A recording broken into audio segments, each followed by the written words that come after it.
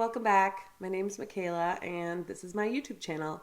On this channel, I plan to just talk about whatever's on my mind, whatever's near and dear to my heart, different things I've been musing on, or different topics I'm noticing that are kind of in the field. Today, I'm going to talk about something that's really near and dear to my heart, and I get really fired up about it.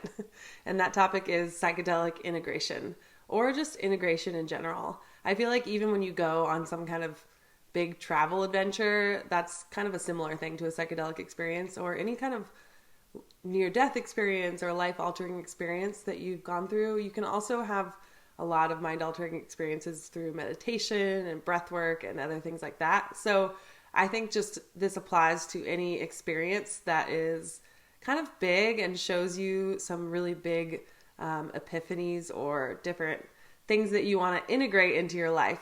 Now, I'll start by saying right off that I am not an expert. I am not yet a therapist. So whatever I say, take it, as entertainment. But I also just think about this topic a lot, and I have been for many years. I think the problem that I'm trying to solve, or the problem that I see in maybe the psychedelic community, but also just like transformational work, is that a lot of times we'll have a transformational experience. Like I said, you'll go on a big trip that is like, you feel like you're ready to change your life, but then it's really easy to come back to your life and just get right back to where you were before. The same habits, the same patterns, the same thoughts.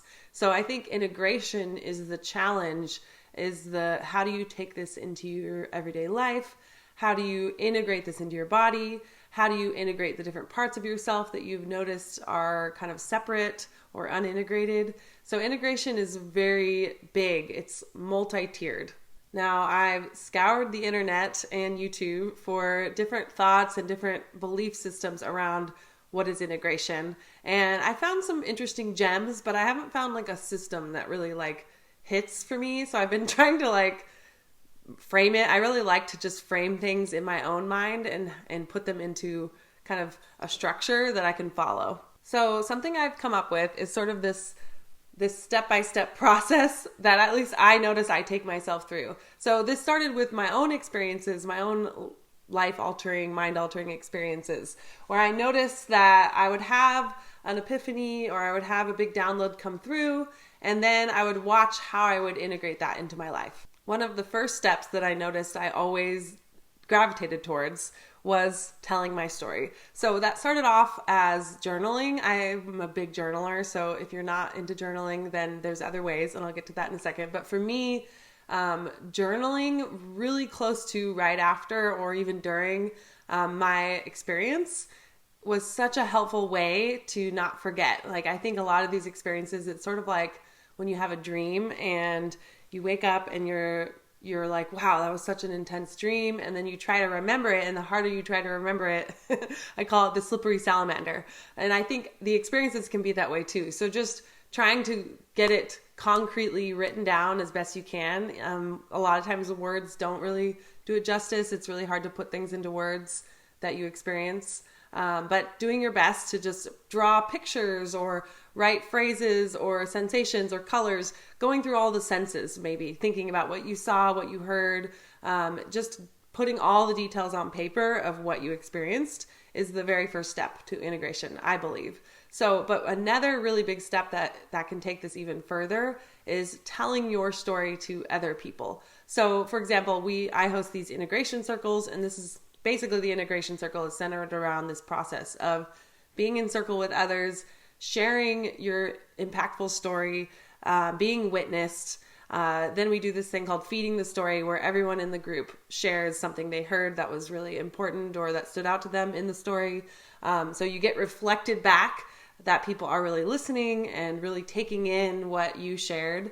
And the thing that you share is really medicine for other people, but the act of sharing itself is medicinal for you.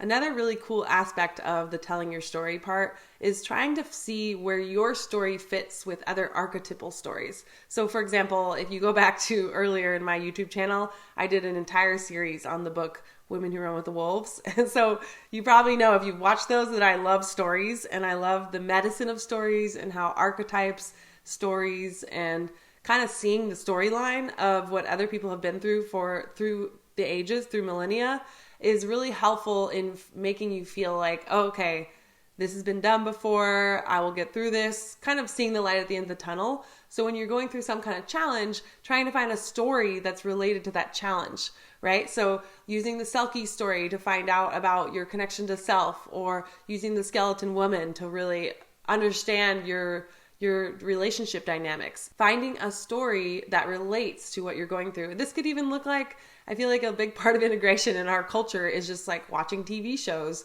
or epic movies like Lord of the Rings or Harry Potter or whatever. So whatever makes sense to you in terms of connecting your story and the topics that came up in your story to some other story. And one of the biggest, most appropriate stories is often the hero's journey. So looking for your version of the hero's journey within your experience and within your larger picture life.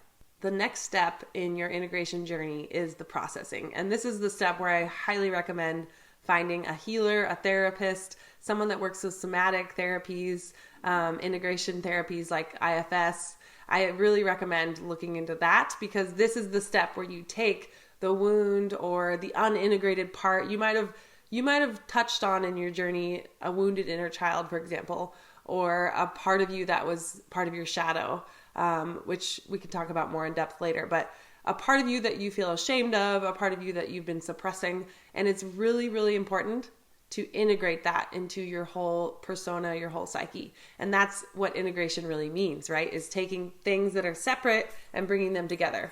So using a model like internal family systems is really powerful for doing this part of the work. But again, like I said, somatics is really important too. And these go really well with these mind-altering experiences, because a lot of times in these experiences, you will firsthand feel the impact of where these memories, where these unintegrated parts live in your body. So having some knowledge and again, a guide, a therapist, someone to help you through this process is so huge, because a lot of times these experiences will open a wound or help you see parts of yourself that you've been suppressing or that have been hiding in your unconscious.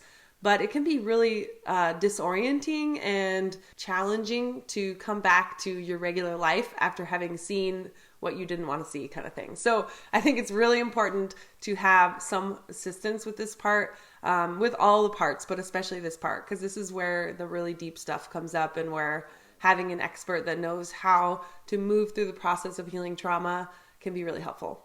The third step in my version of integration is the embodiment. So I've talked about this a little bit already, but taking what you learned in your experience, and again, maybe this is just my experience, but often I'll learn something about my body and where memories live or where I need to pay more attention.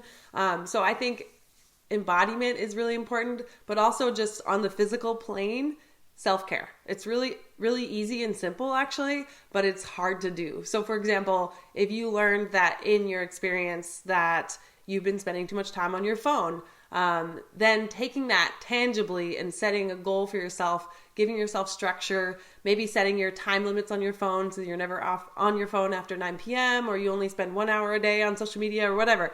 Trying to find some really structured, rigid, boundaried way to interact with technology if that's what came through on your journey. Another example could be, feeling how good it feels to do yoga or to meditate, go on a walk, spend time in nature. There's so many really basic, simple self-care activities that we forget about. They're like almost too easy. They're right in front of our face, but we just forget that they exist and that they nourish us so much. So thinking about, again, I can write a long list of ideas of self-care, playing an instrument, doing an art form that you're really passionate about. Like I said, meditation, walking, even doing more exercise or journaling is another really important one. So we could go on. And I'd love to hear if you want to write in the comments what your favorite self-care activities are. But notice what comes up in your journey as like a aha moment or a light bulb where you're like, oh, this is the thing I've been missing. And it's different for everyone. So I can't really prescribe one thing to you, but there are some commonalities, like I said. But trying to figure out what that is for you and what keeps showing up in your different journeys, in your different experiences, even like I said, if we go back to the example of going on a trip and traveling, maybe your big download is that I need to spend more time being a tourist in my own city, or I need to spend more time doing and seeing new things. Or when I travel, I tend to, try out new parks, and maybe I should do that around my own house. So really taking that little ping, that little aha moment, and grounding it into reality in a structured way.